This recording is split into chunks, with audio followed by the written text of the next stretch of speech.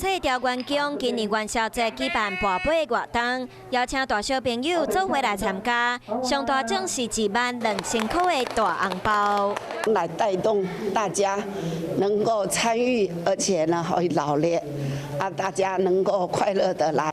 摕大红包和主委来翕相。今年的大奖是12岁姓王的女童连续6个圣杯摕到的。伊讲会把这条钱捡起来做合配，自己觉得好玩。那你本来就知道有这一场活动吗？跟妈祖怎么说？让我罚到很多杯。虽然没有得到最高，不过大家看到这么热情哦，还是觉得很兴奋。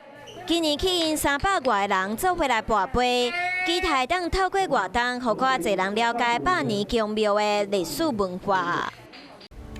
我是陈雅玲，想要跟我一起从零掌握天下事吗？赶紧按下华视新闻 YouTube 频道的订阅按钮，开启小铃铛，跟我一起探讨公共议题，给您最专业的华视新闻。